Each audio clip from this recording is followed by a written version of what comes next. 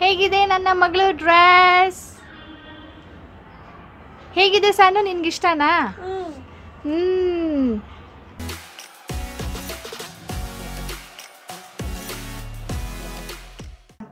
Hello friends, welcome to my channel. ನಾನು ಸಾನ್ವಿ. ಹೇಗಿದೆ ನನ್ನ ಡ್ರೆಸ್? ನಮ್ಮಮ್ಮ ನಂಗೋಸ್ಕರ ಮಾಡಿದ್ದು. ನಾನು ಯಾರು ಅಂತ ಹೇಳಲ್ವಾ? ಇದು ನನ್ನಮ್ಮ ಚೈತ್ರ. ಇದು ಚೆನ್ನಾಗಿದೆ ನನ್ನ ಡ್ರೆಸ್ಸು. ನನ್ನಮ್ಮ ನಂಗೋಸ್ಕರ ಮಾಡಿದ್ದು. ಹೇಗಿದೆ ಸ್ನೇಹಿತರೆ?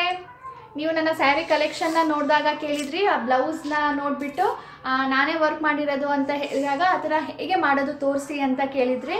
ಸೊ ಇಲ್ಲಿ ನೋಡಿ, ನನ್ನ ಮಗಳ ಡ್ರೆಸ್ಗೆ ನಾನು ಮಾಡಿದ್ದೀನಿ ನೆಕ್ಗೆ.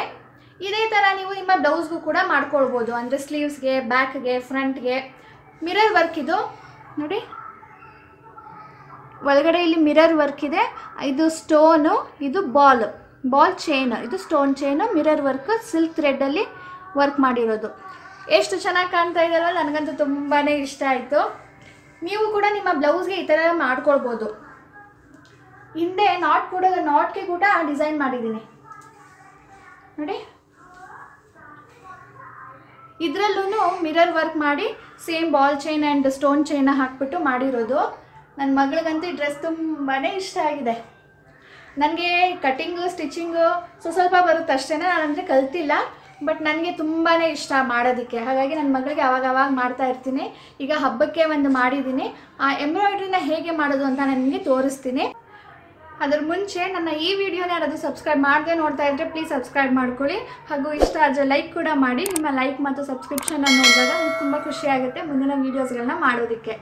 ಸೊ ಈಗ ನೋಡೋಣ ಏನೇನು ಬೇಕು ಮಟೀರಿಯಲ್ಸ್ ಅಂತ. ತುಂಬ ಕಡಿಮೆ ಮಟೀರಿಯಲ್ಸ್ ಬೇಕು. ನಾನು ಬ್ಲೌಸ್ಗೆ ಅಂತ ಕೂಡ ಒಟ್ಟಿಗೆ ತಂದುಬಿಟ್ಟಿದ್ದೀನಿ. ಈ ಡ್ರೆಸ್ ಮಾಡೋದಕ್ಕೆ ನನಗೆ 2 ಮೀಟರ್ದು ಸ್ಟೋನ್ ಚೈನ್ ಬೇಕಾಯಿತು. ಬಾಲ್ ಚೈನ್ ಕೂಡ 2 ಮೀಟರ್ಸ್ ತೊಗೊಂಡಿದ್ದೀನಿ. ಅಂದರೆ ಜಾಸ್ತಿ ಇದೆ, ನಾನು ಮೆಷರ್ ಮಾಡಿ ನಿಮಗೆ ಹೇಳ್ತಾ ಇದ್ದೀನಿ. ಮಿರರ್ ನಿಮಗೆ ಫ್ಯಾನ್ಸಿ ಸ್ಟೋರ್ಗಳಲ್ಲಿ ಗ್ರಾಮ್ ಲೆಕ್ಸ್ದಲ್ಲಿ ಸಿಗುತ್ತೆ. ಗ್ರಾಮ್ಗೆ ಅದು 10 ರೂಪೀಸ್, 15 ರೂಪೀಸ್, ಅಂದರೆ 10 ಗ್ರಾಮ್ಗೆ 10 ರೂಪೀಸ್, 15 ರೂಪೀಸ್ ಆ ಥರ ಇರುತ್ತೆ.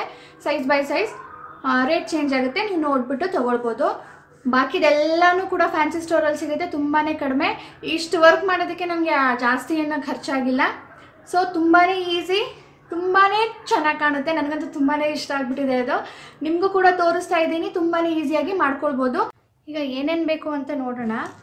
ಒಂದು ಮೆಷರಿಂಗ್ ಟೇಪ್, ಇಲ್ಲಿ ಮೆಷರ್ ಮಾಡಬೇಕಾಗುತ್ತೆ. ಅದ್ರ ಜೊತೆ ಒಂದು ಮಾರ್ಕರು, ಮೆಷರ್ ಮಾಡಿ ಮಾರ್ಕ್ ಮಾಡ್ಕೊಳ್ಳೋದಕ್ಕೆ. ಫೆವಿಕ್ರಿಲ್, ಇದು ಕ್ಲಾತ್ ಮೇಲೆ ಯೂಸ್ ಮಾಡೋದಕ್ಕೆ ಅಂತಲೇ ಇರೋದು ನೋಡಿ. ಫ್ಯಾಬ್ರಿಕ್ ಗ್ಲೂ ಅಂತ ಬರ್ತಿದೆ. ಇದನ್ನು ನೀರಿಗೆ ಹಾಕಿದ್ರೂ ಏನೂ ಆಗೋದಿಲ್ಲ, ಅದಕ್ಕೆ ಫ್ಯಾಬ್ರಿಕ್ ಗ್ಲೂ ತೊಗೊಳ್ಬೇಕು. ಒಂದು ಸಿಸರ್, ಸಿಲ್ಕ್ ಥ್ರೆಡ್ ಮತ್ತು ಒಂದು ನೀಡಲ್.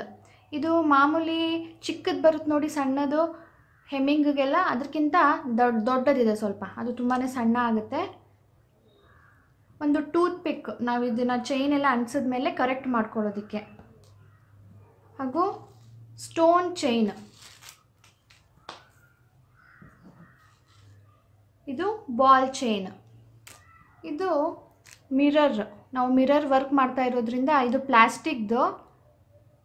ಮಿರರ್ ವರ್ಕ್ಗೆ ಅಂತ ನೀವು ಫ್ಯಾನ್ಸಿ ಸ್ಟೋರಲ್ಲಿ ಸಿಗುತ್ತೆ ಇದೆಲ್ಲನೂ ಅಷ್ಟೇ. ಫ್ಯಾನ್ಸಿ ಸ್ಟೋರ್ಗಳಲ್ಲಿ ಇಟ್ಕೊಂಡಿರ್ತಾರೆ, ಅಲ್ಲಿ ಮಿರರ್ ವರ್ಕ್ ಮಾಡೋದಕ್ಕೆ ಕೇಳಿದ್ರೆ ಕೊಡ್ತಾರೆ. ಇದನ್ನು ಸೈಜ್ ಬೈ ಸೈಜ್ ಬರುತ್ತೆ, ಇದಕ್ಕಿಂತ ಚಿಕ್ಕದು ಬರುತ್ತೆ, ದೊಡ್ಡದು ಬರುತ್ತೆ. ನಿಮ್ಗೆ ಯಾವ ಸೈಜ್ ಬೇಕೋ ಅದನ್ನು ತೊಗೊಳ್ಬೋದು.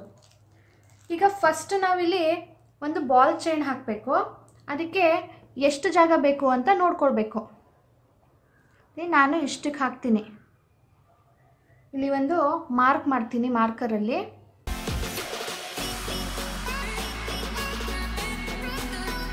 ಈ ಮಾರ್ಕ್ ಮಾಡಿರೋದ್ರ ಮೇಲೇ ನಾನು ಬಾಲ್ ಚೈನ ಅಂಟಿಸ್ತೀನಿ. ಬಟ್ ಇವಾಗ ಅಂಟಿಸೋದಿಲ್ಲ, ನಮ್ಮ ಮಿರರ್ ವರ್ಕ್ ಆದಮೇಲೆ ಅಂಟಿಸ್ತೀನಿ.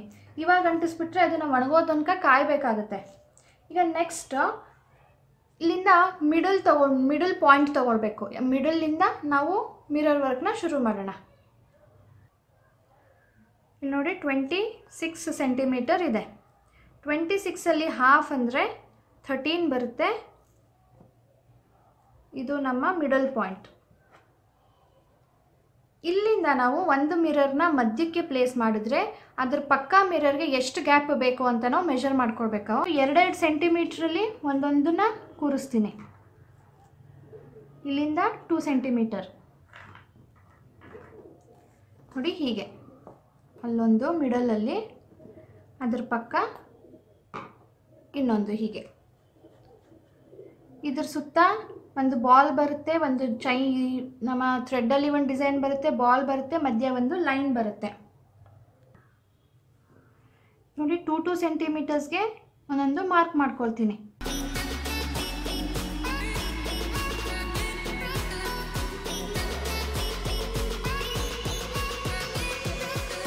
ಮಾರ್ಕ್ ಆಯಿತು. ಇದ್ರ ಮೇಲೆ ಈಗ ನಾವು ಗಮ್ನ ಯೂಸ್ ಮಾಡಿಕೊಂಡು ಮಿರರ್ನ ಫಿಕ್ಸ್ ಮಾಡೋಣ.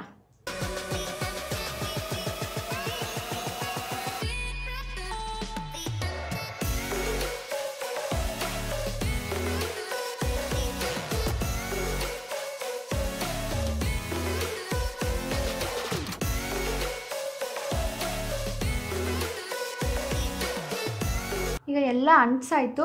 ಇದು ಒಣಗೋ ತನಕ ನಾವು ಕಾಯಬೇಕು, ಇಲ್ಲಾಂದರೆ ನಾವು ಸಿಲ್ಕ್ ಥ್ರೆಡ್ಡಲ್ಲಿ ನಾಟ್ಗಳು ಹಾಕಬೇಕಾದ್ರೆ ಇದು ಬಂದುಬಿಡುತ್ತೆ. ಸೊ ಇದು ಸ್ವಲ್ಪ ಹೊತ್ತು ಡ್ರೈ ಆಗಲಿ, ಆಮೇಲೆ ಕಂಟಿನ್ಯೂ ಮಾಡೋಣ. ಇದೀಗ ಪೂರ ಒಣಗಿದೆ ನೋಡಿ, ಅಲ್ಲಾಡ್ತಾ ಇಲ್ಲ. ಈಗ ನಾವು ಸಿಲ್ಕ್ ಥ್ರೆಡ್ನ 2 ಸ್ಟ್ರ್ಯಾಂಡ್ ತೊಗೊಂಡಿದ್ದೀನಿ. ತೊಗೊಂಡು ನಮ್ಮ ಸೂಜಿಗೆ ಪೋಣಿಸ್ಕೊಳ್ತೀನಿ. 2 ಸ್ಟ್ರ್ಯಾಂಡ್ ತೊಗೊಂಡು 4 ಸ್ಟ್ರ್ಯಾಂಡ್ಸ್ ಆಗಿ ನಾವು ಗಂಟು ಹಾಕ್ಕೊಳ್ಬೇಕು ನೋಡಿ. 2 2 4 ಇದನ್ನು ಗಂಟು ಹಾಕ್ಕೊಳ್ತೀನಿ.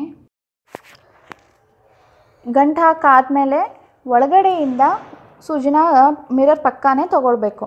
ತೊಗೊಂಡಾದ್ಮೇಲೆ ಸ್ವಲ್ಪ ಗ್ಯಾಪ್ ಬಿಟ್ಬಿಟ್ಟು ಹೊಲಿಗೆ ಹಾಕೋ ರೀತಿಯಲ್ಲಿ ಒಳಗಡೆ ಸೇರಿಸ್ಬೇಕು ಸೂಜಿನ. ಮತ್ತು ಆ 2 ಗ್ಯಾಪ್ಗಳ ಮಧ್ಯದಿಂದ ಸೂಜಿನ ತೊಗೊಳ್ಬೇಕು ಒಳಗಡೆಯಿಂದ. ಇದೇ ರೀತಿಯಲ್ಲಿ ಪಕ್ಕಕ್ಕೂ ಕೂಡ ಸ್ವಲ್ಪ ಗ್ಯಾಪ್ ಬಿಟ್ಟು ಒಳಗಡೆ ಹಾಕಬೇಕು.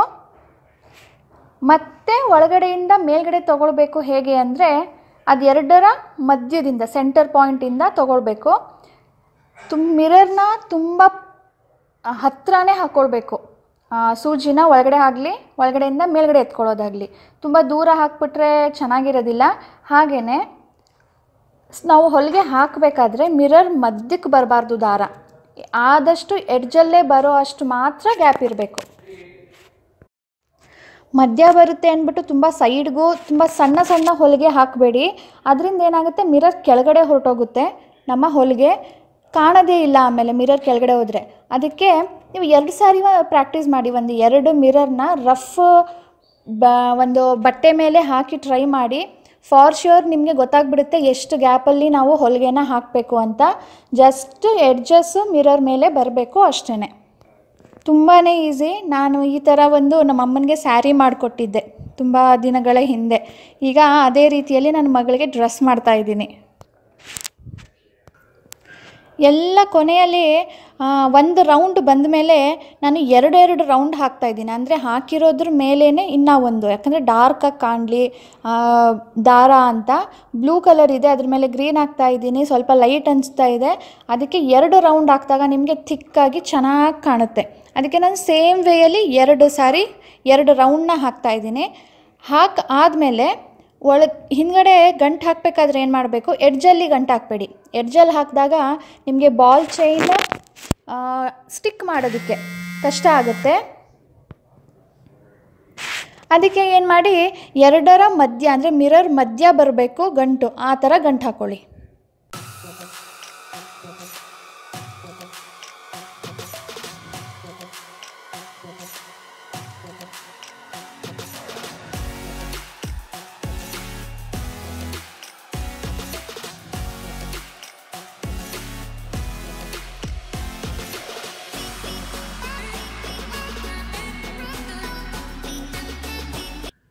ಈಗ ನೋಡಿ ಸ್ನೇಹಿತರೆ, ಎಲ್ಲನೂ ಹಾಕಿ ಮುಗಿಸಿದ್ದೀನಿ.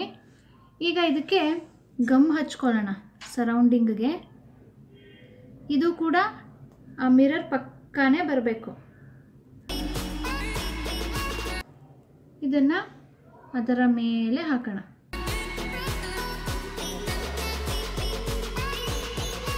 ದಾರದ ಮೇಲೆ ಬೇಡ, ಮಿರರ್ ಪಕ್ಕ ಬರಬೇಕು. ಅದಕ್ಕೋಸ್ಕರನೇ ಟೂತ್ ಪಿಕ್ ತೊಗೊಂಡಿದ್ದೆ. ಪುಷ್ ಮಾಡೋಣ.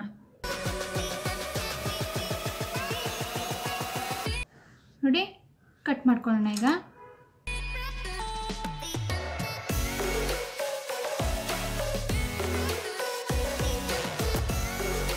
ಆದಷ್ಟು ರೌಂಡಾಗಿ ಬರೋದಕ್ಕೆ ಟ್ರೈ ಮಾಡಿ. ಅದಾದಮೇಲೆ ಸ್ವಲ್ಪ ಹೊತ್ತಾದಮೇಲೆ ನೀವು ಹೀಗೆ ಮಾಡ್ಬೋದು. Press press press. ಇದೇ ರೀತಿಯಲ್ಲಿ ಎಲ್ಲನೂ ಮಾಡ್ಕೊಳ್ಬೇಕು.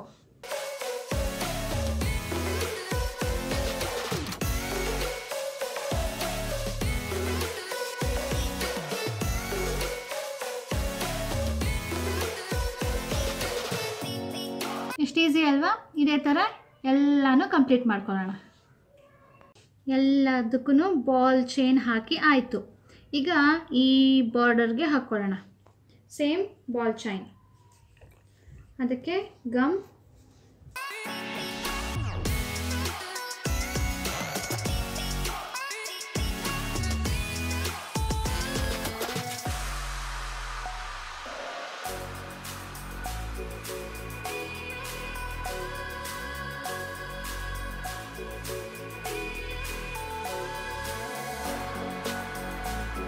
ಇದು ಸ್ವಲ್ಪ ಡ್ರೈ ಆಗಲಿ. ಡ್ರೈ ಆದಮೇಲೆ ನಾವು ಇದ್ರ ಮೇಲೆ ಪ್ರೆಸ್ ಮಾಡೋಣ, ಟೈಟಾಗಿ ಕೂತ್ಕೊಳ್ಳೋ ಥರ. ಇವಾಗ ಮಾಡಿದ್ರೆ ಹಸಿ ಇರುತ್ತೆ ನೋಡಿ, ನಮ್ಮ ಕೈಗೇನೆ ವಾಪಸ್ ಬಂದುಬಿಡುತ್ತೆ. ಒಂದು 2 ನಿಮಿಷ ಆದಮೇಲೆ ಇದನ್ನು ಪ್ರೆಸ್ ಮಾಡಬೇಕು. ಇದೇ ರೀತಿಯಲ್ಲಿ ಈಗ ಕೆಳಗಡೆ ಕೂಡ ಒಂದು ಹಾಕ್ಕೊಂಡು ಬಿಡೋಣ, ಅದು ಒಣಗೋ ತನಕ. ಈ ಮೇಲ್ಗಡೆ ಎಷ್ಟು ಗ್ಯಾಪ್ ಬಿಟ್ಟಿದ್ದೀವೋ ಅಷ್ಟೇ ಗ್ಯಾಪಲ್ಲಿ ಕೆಳಗಡೆ ಹಾಕ್ಕೊಳ್ಬೇಕು, ಇಲ್ಲಾಂದರೆ ಚೆನ್ನಾಗಿ ಕಾಣೋದಿಲ್ಲ.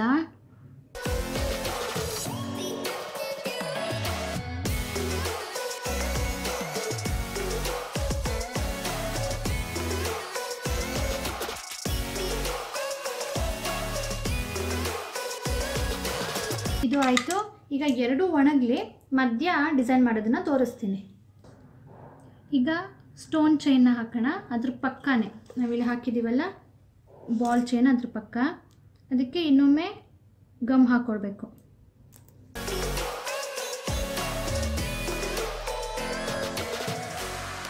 ಸ್ಟೋನ್ ಚೈನ್ ನಿಮಗೆ ಸಣ್ಣ ಸೈಜ್, ದೊಡ್ಡ ಸೈಜ್, ಸ್ಟೋನ್ ಸೈಜಲ್ಲಿ ಡಿಪೆಂಡ್ ಇದೆ.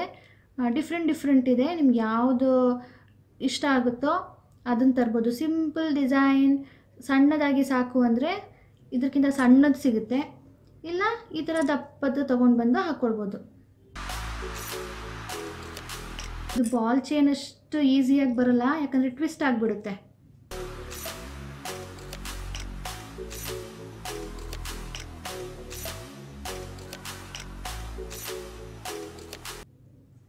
ಕಟ್ ಮಾಡ್ಕೊಳ್ಬೋದು ಈಸಿಯಾಗಿ.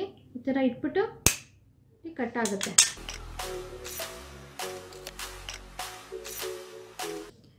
ಎರಡೂ ಕಡೆ ಹಾಕಿದೆ. ಇಲ್ಲಿಗೆ ಹಾಕಿದ್ನಲ್ಲ ಸ್ಟೋನು, ಅದೇ ರೀತಿಯಲ್ಲಿ ಮೇಲ್ಗಡೆ ಕೂಡ ಹಾಕಿದ್ದೀನಿ. ಈಗ ಮಧ್ಯ ಹಾಕೋದಕ್ಕೆ ಈ ಥರ ಸಣ್ಣದಾಗಿ ಕಟ್ ಮಾಡಿ ಇಟ್ಕೊಂಡಿದ್ದೀನಿ, ಆ ಮೆಷರ್ಮೆಂಟ್ಗೆ ತಕ್ಕಂತೆ. ಇದನ್ನು ಈಗ ಗಮ್ ಸಹಾಯದಿಂದ ಅಂಟಿಸೋಣ.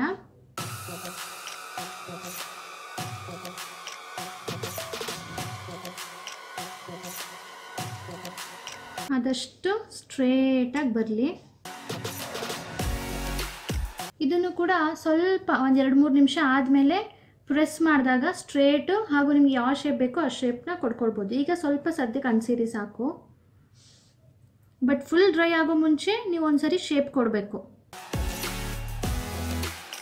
ಹೀಗೇ ಎಲ್ಲನೂ ಅಂಟಿಸ್ಕೊಳ್ಳೋಣ. ಈಗ ನೋಡಿ ಎಲ್ಲನೂ ಅಂಟಿಸಿದ್ದೀನಿ.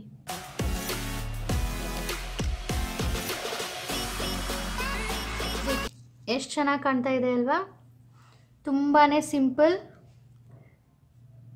ಇದು ಎಂಬ್ರಾಯ್ಡ್ರಿ ಮಾಡೋದಕ್ಕೆ ಅಂದ್ಬಿಟ್ಟು ಸ್ಟಿಚಿಂಗ್ ಮಟೀರಿಯಲ್ ಸಿಗುತ್ತಲ್ಲ, ಆ ಅಂಗಡಿಯಿಂದ ತಂದಿರೋದು. ಈ ಬ್ಲೌಸ್ಗೆಲ್ಲ ಎಂಬ್ರಾಯ್ಡ್ರಿ ಡಿಸೈನ್ ಮಾಡ್ತಾರೆ ನೋಡಿ, ಆವಾಗ ಹಿಂದೆ ಇದು ಥಿಕ್ನೆಸ್ಗೆ ಸಪೋರ್ಟ್ಗೆ ಕೊಟ್ಬಿಟ್ಟು ಮೇಲ್ಗಡೆ ಎಂಬ್ರಾಯ್ಡ್ರಿ ಮಾಡೋದು. ಅದನ್ನು ನಾನು ತಂದಿದ್ದೀನಿ. ಯಾಕೆ ಅಂದರೆ ಇಲ್ಲಿ ಎಡ್ಜಸ್ ಇದೆ ನೋಡಿ, ಬ್ಯಾಕ್ ಸೈಡ್ ನಾಟ್ ಹಾಕಿದೆ, ಅದಕ್ಕೆ ಇಲ್ಲಿ ಡಿಸೈನ್ ಮಾಡೋಣ ಅಂತ. ಇದಕ್ಕೆ ಡಿಸೈನ್ ಹೇಗೆ ಮಾಡ್ತೀನಿ ಅಂದರೆ ಸೇಮ್ ಅದರಲ್ಲಿ ಏನು ಮಾಡಿದ್ದೀನಿ, ಫ್ರಂಟಲ್ಲಿ ಒಂದು ಗ್ಲಾಸ್, ಅದ್ರ ಸುತ್ತ ವರ್ಕು, ಅದರ ಸುತ್ತ ಡ್ರಾಪ್ಲೆಟ್ ಥರ ಡಿಸೈನ್ ಮಾಡ್ತೀನಿ ಸ್ಟೋನ್ ಮತ್ತು ಬಾಲ್ ಚೈನಲ್ಲಿ. ಈಗ ಸದ್ಯಕ್ಕೆ ಅಂಟಿಸಿದ್ದೀನಿ ಗಮ್ಮ ಹಾಕಿ. ಇದು ಪೂರಾ ಒಣಗಿದೆ. ಒಣಗಿದ ಮೇಲೆ ನಾನು ಈ ಶೇಪಲ್ಲಿ ಕಟ್ ಮಾಡ್ಕೊಂಡಿದ್ದೀನಿ. ಇದರದ್ದು ಅಡ್ವಾಂಟೇಜ್ ಅದೇನೆ, ಕಟ್ ಮಾಡಿದ್ರೂ ದಾರ ದಾರ ಬಿಟ್ಕೊಳ್ಳೋದಿಲ್ಲ, ನೀಟಾಗಿ ಕಾಣುತ್ತೆ. ನಿಮಗೆ ಇದೇ ಥರ ಮಾಡಿರೋದು ಸಿಗುತ್ತೆ, 1 ಪೀಸ್ 15 ರುಪೀಸ್ ಅಂತ. ಅದೇ ಥರ ನಾವಿದ್ದು ಮನೇಲಿ ಮಾಡ್ಕೊಂಡಿದ್ದೀವಿ ಅಷ್ಟೇ. ನಾನು ಚಿಕ್ಕದಾಗಿ ಮಾಡ್ಕೊಂಡಿದ್ದೀನಿ ನನ್ನ ಮಗಳಿಗೆ ಡ್ರೆಸ್ಗೆ ಅಲ್ವಾ ಅಂತ. ನೀವು ಬೇಕಿದ್ದರೆ ಇನ್ನೂ ಒಂದು ರೌಂಡು ಹಾಕ್ಬೋದು. ಈಗ ಇದನ್ನು ನಮ್ಮ ನಾಟ್ಗೆ ಹೇಗೆ ಹಾಕೋದು ಅಂದರೆ ಇದಕ್ಕೆ ಗಮ್ ಹಾಕ್ತಾಯಿದ್ದೀನಿ. ಇದ್ರ ಮೇಲೆ ಈ ಡ್ರಾಪ್ಲೆಟ್ ಥರ ಅಲ್ವಾ, ಇದ್ರ ಮೇಲೆ ಹೀಗಿಟ್ಟು ಇದನ್ನು ಕೂಡ ಗಮ್ ಹಾಕ್ಬಿಟ್ಟು ಇದಕ್ಕೇನೆ ಜಾಸ್ತಿ ಹಾಕ್ಬಿಡೋಣ, ಅದಕ್ಕೇನು ಹಾಕ್ತಾಯಿದ್ರು ನಡೆಯುತ್ತೆ. ಇದನ್ನು ಕ್ಲೋಸ್ ಮಾಡೋಣ. ನೋಡಿ ಅಂಟ್ಕೊಳ್ತು, ತುಂಬ ಈಸಿಯಾಗಿ ಕೂಡ ಅಂಟ್ಕೊಳ್ಳುತ್ತೆ ವಿತೌಟ್ ಎನಿ ಮೆಸ್. ಸ್ನೇಹಿತರೆ, ಹೇಗಿತ್ತು ನಮ್ಮ ಎಂಬ್ರಾಯ್ಡ್ರಿ ಮಾಡಿದ್ದು ವಿತೌಟ್ ಆರಿ ವರ್ಕ್? ತುಂಬಾ ಬ್ಯೂಟಿಫುಲ್ಲಾಗಿ ವರ್ಕ್ನ ಮಾಡ್ಕೊಂಡಿದ್ದೀವಿ ಅಲ್ವಾ, ತುಂಬಾ ಈಸಿಯಾಗಿ. ನಿಮಗೆ ಇಷ್ಟ ಆಗಿದ್ದರೆ ಲೈಕ್ ಮಾಡಿ, ಹೊಸಬ್ರು ಯಾರಾದರೂ ನೋಡ್ತಾ ಇದ್ದರೆ ಪ್ಲೀಸ್ ಸಬ್ಸ್ಕ್ರೈಬ್ ಮಾಡ್ಕೊಳ್ಳಿ, ಹಾಗೂ ಹೆಚ್ಚು ಜನಕ್ಕೆ ಶೇರ್ ಮಾಡಿ, ಅವ್ರಿಗೂ ಯೂಸ್ ಆಗುತ್ತೆ. ಸಿಗೋಣ ನನ್ನ ಮುಂದಿನ ವಿಡಿಯೋಲ್ಲಿ. Until then bye.